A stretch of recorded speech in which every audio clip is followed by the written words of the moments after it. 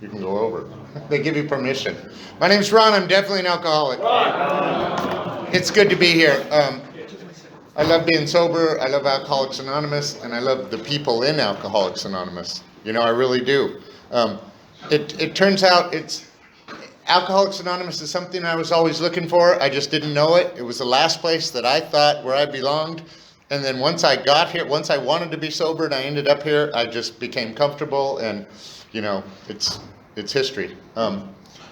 So my sobriety date's 3/17/94, which means I've been sober quite a while, 27, almost 28.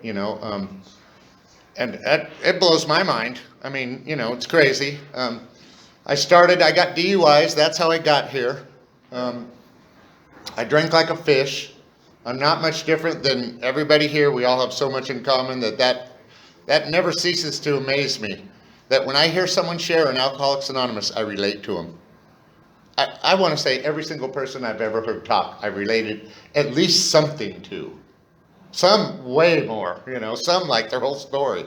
But so that's pretty crazy. And the books, when I read the books, I just go, wow, how'd they know me? When they wrote that 80 years ago or whatever. It's crazy.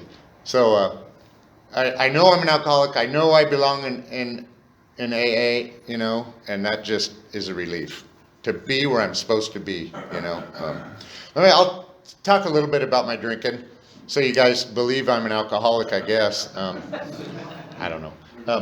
First off, we have a picture, I think I have it somewhere, of me when I was 3 years old. My uncle's holding me, and I got a beer bottle like this. When I'm 3 years old, I'm chugging whatever they left in the bottle. Okay, I was chugging it. But I didn't start drinking when I was 3. Other than that, it was more like I can remember my dad would give me sips of beer, and it kept getting more and more as I got older. Thanksgiving they had these little glasses. They'd give us a little bit of wine. There was always drinking around. My dad was a hunter, fisherman, at camping. We went camping a lot. He had 3 brothers and lots of friends, and everybody was drinking. So from my earliest memories, I wanted to do what those guys were doing. And I pursued it. I could see they call it a drinking career because it's something, man, I trained for it, and I worked hard at it, and it was a career, and then I got fired. Drank through high school, In 1970, when I was 10, we moved from here. I was born down here. We moved to Pismo. And so I saw these kids riding Stingrays.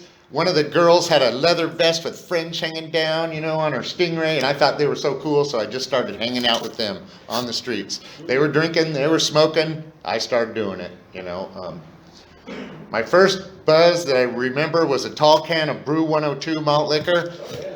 That one of the kids who was a year younger than me, he was like 11, maybe I was 12. I don't remember the exact, but it was right around there.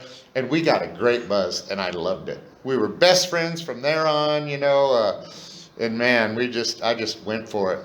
I barely made it through high school, but we had keg parties up there, like on the beach on Wednesday nights. We didn't even wait for weekends. And we would play drinking games like flip the Marlboro box, and if it lands on the end, then you have to, yeah. So just stuff like that. And I just remember all kinds of car crashes, just fighting.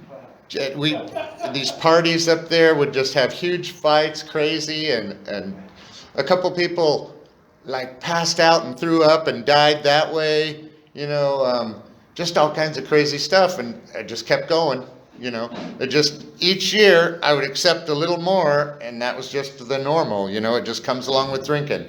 You get busted by the cops every once in a while. Oh, that's life, whatever. Still, my life was not that abnormal. I mean, it seemed like everyone was doing what I was doing or whatever, so I just kept going, And then my parents got divorced when I was 17. I'm sure that I probably acted like it didn't really affect me, but I'm sure it did a little bit. So then the party was really on, because my mom, once my dad was gone, my mom couldn't control us, and and they'd let us have parties at the house and stuff, and so we did. Anyways, I got my first DUI in 1979. I was 19 years old, and they didn't really do much to me. They didn't make me go to AA, just a fine, a probation, and whatever. So I got through that and just kept drinking, drinking and driving, crazy, I don't know how I survived it, but I'm a lucky one too, to be alive still. So fast forward many years, I got involved with other substances too, and ended up in San Luis County Jail for 103 days. That was the first time I hadn't drank for a period of time, I mean, I was 28. Yeah, all through the 80s, in my 20s, I was a daily drinker, until I went to jail. And then I even found a half gallon of wine while I was in jail and drank that. We were out cleaning up the freeway, and I, doing the work they made us do. And and I didn't even get busted. I thought that was great. But so much for not drinking the whole time I was in jail. I got out, my sister from down here, that's how I ended up back down here. My sister came up and got me with an ice cold 6-pack. She knew what I would want, and man, I was thirsty. And from that day, about 4 years, I just drank myself into AA. Right when I got down here, I was dating a girl, she immediately got pregnant. I didn't want to marry her because she had an anger streak that would scare all of us at once. So she gave me a choice. And I was still drinking, even though they wouldn't let me have any responsibility. I said, yes, I'd like to be the kid's father, without being married to her. So I started giving her money, put the kid through college eventually, I got sober, he was 4. And now he's going to be 32 in like a week. And he lives in Austin, Texas, and he's a pretty good kid, Without being sober, I doubt I could have done that, And man, this is like the worst pitch. I haven't done this in a long time. I feel like I'm jumping all around, but oh well. Most of us do that. Anyways, time's probably flying by too. I got more DUIs, and that's how I got to AA. The first one, they said, just don't drink and drive. You're probably not alcoholic. It's your first DUI. Even though it was my second, but it was so long in between, they thought it was my first. So they said, yeah, you're probably not. So I'm all, okay, cool, whatever. Even though I knew I was an alcoholic, but I said, okay, I just won't drive, was my plan. But you know how long that lasted. I'll just be careful. Then, okay, I'll just, this and that, and then I got busted. So on that last DUI, I knew what was going to happen. I knew I'm going to AA, and I wanted to be sober by then, so I just started going to meetings, took care of all the court stuff. Always through my life, I had some kind of court fine, suspended license, something. I used to have to take my vacation from work, or work through my vacation to get the money to pay court fines. That was how I lived. I would get paid, I would have the money, and I would have to have the bills here, but then I needed this much to drink, so that was the priority, and then whatever bills I could pay with what was left. That was how I lived. I didn't have any hobbies, I had no interest, I had no motorcycles, which for me is insane to not have a motorcycle. I just wasn't doing anything except for drinking and, dying. It was really sad. And that's one of the things I remember, that I was just a sad person at the end of my drinking,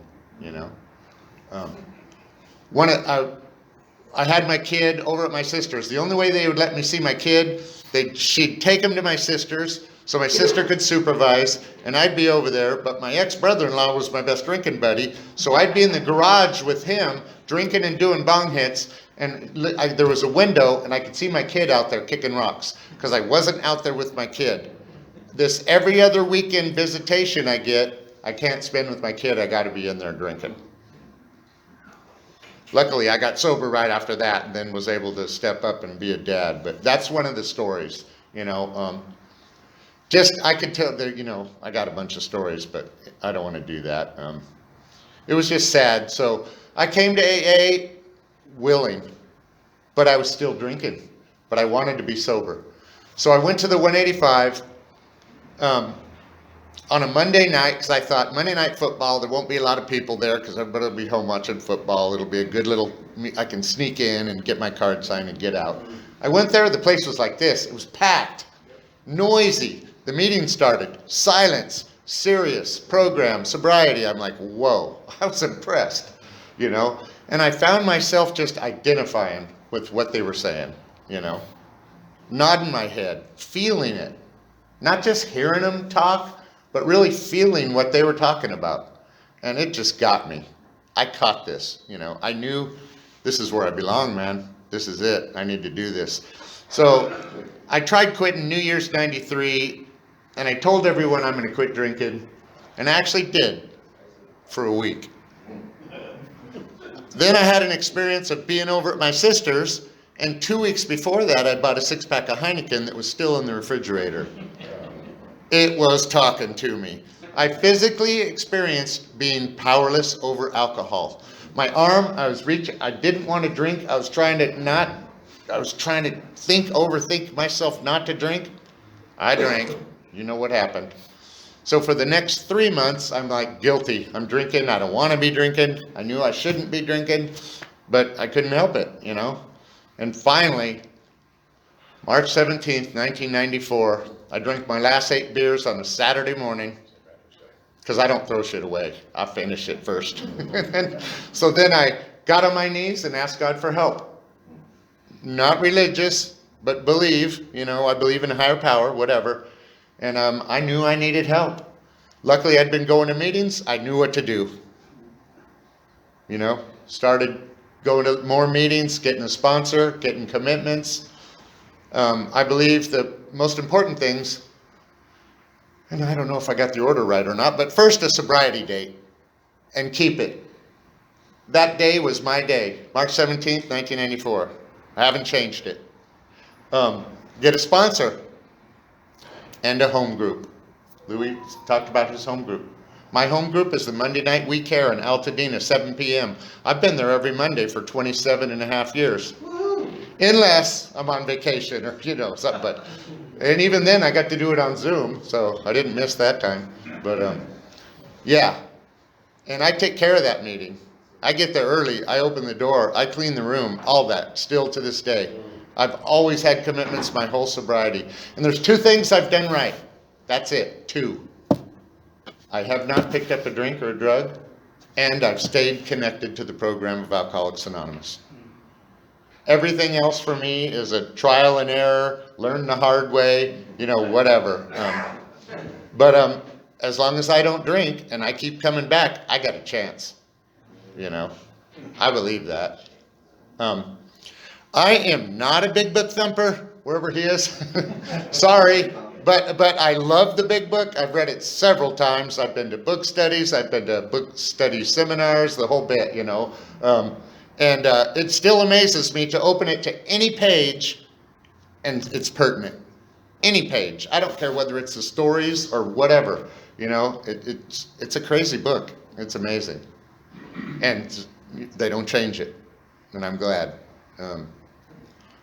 I try to keep our meetings old school, the way it was when I got here, you know. Different meetings do different stuff, but at our meetings at the 185, we don't chant or anything like that. We don't add to the readings. It's just the way I was trained, you know. If I go to meetings that do that, that's fine. Usually I kind of refrain from it most of the time, but that's just my program. You know, my program might get you drunk. You know, your program, I might not like it either. I don't know. But that's one of the things I really like. Besides that, they didn't tell me I had to do something when I went to the meetings. They just said, welcome, sit down, you know, whatever. And I didn't even have to sit down. I could have stood in the back like homeboy over there.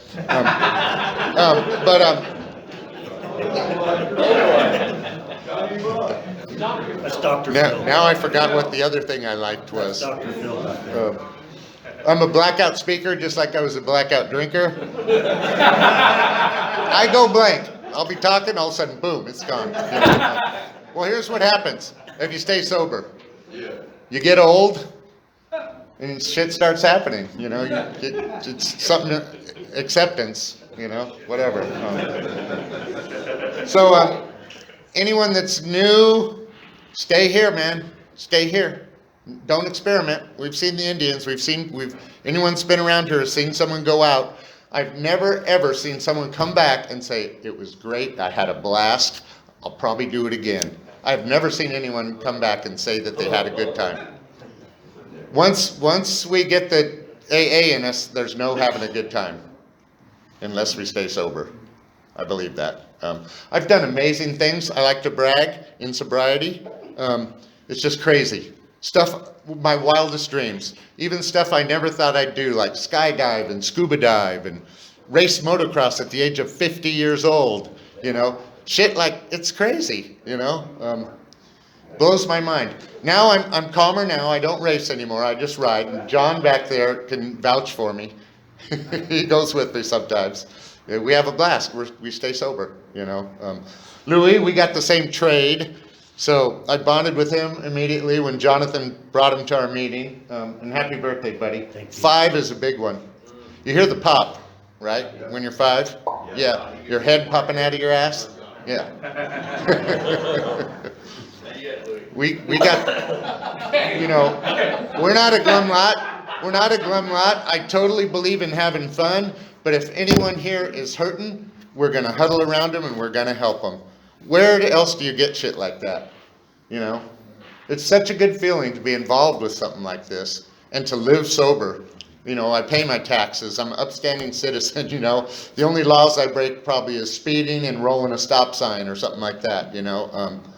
I used to see how many laws I could break and get away with it. It was a different way of living. No, it's a program of honesty. I try not to, you know, bullshit. I try not to, like you hear some people get up and say, I drank 2/5 a day for 20 years. And I'm like, yeah, I don't think so. But whatever, you know. I mostly drank beer, but I got hammered, you know, whatever. So yeah, I guess probably my time's about up. You know, this is turning out to be a year real quick. I got a couple minutes left. Sure. Okay. I had a bad year in 2012. My sister-in-law lived with us. She had pancreatic cancer. She died in her house. Then my mom died that year. My dog died. And my nephew kind of died, and they brought him back to life. He got in a Harley accident. So that was 2012, you know. That was crazy. Stayed sober. I'm married to a sober woman. That helps. We sober living home at our house. So now this year, my dad right now, I just found out, is in the hospital. They're not sure what's wrong with him, but it sounds like a stroke. He's delirious. He's 88 years old and he's been feeble for quite a while. He was a heavy drinker. Sometimes very heavy, but he just powered through it, I guess. I don't know, you know. So he's in bad shape right now, and I got an old dog, so I'm probably going to have I'm for sure going to have a dog die this year. So I just stay sober. You know, I show up, I do what I'm supposed to do. Be of service is all I can do, you know. So that's it, man. I just try to live right and enjoy life. You know, otherwise, why? I mean, I work my ass off at my job. If I don't get to go riding or do fun stuff every once in a while, it ain't worth it, you know. Just like being sober. If this wasn't the best deal in town, I'd go back and drink again. But I love being sober. Man, it's it.